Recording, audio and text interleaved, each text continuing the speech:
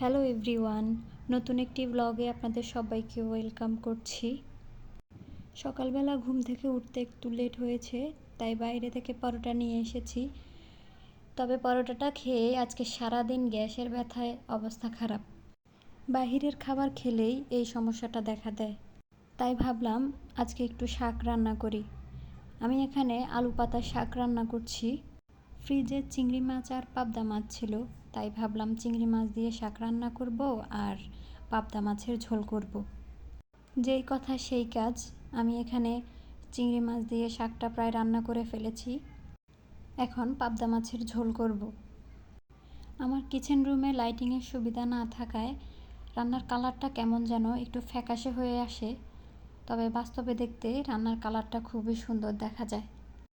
এই তো আমি এখানে পেঁয়াজ ভেজে নিয়েছি, তার মধ্যে আদা এবং রসুন বাটা দিয়ে দিয়েছি।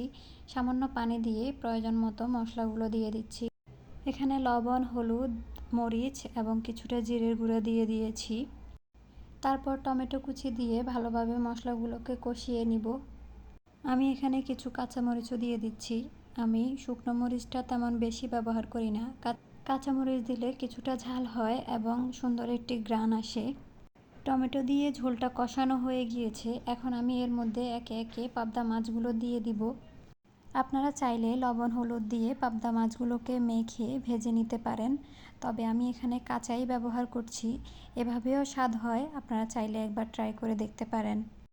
এ পর্যায়ে মশলাগুলোর সাথে মাছগুলোকে ভালোভাবে নাড়িয়ে চাড়িয়ে নিব এবং ঢাকনা দিয়ে কিছুক্ষণ রেখে দিব। পরিমাণ মতো ঝোলের পানি দিয়ে আমি ভালোভাবে নেড়েচেড়ে নামিয়ে নিয়েছি। ঝোলটা কমে আসলে আমার পাবদা মাছটা হয়ে যাবে।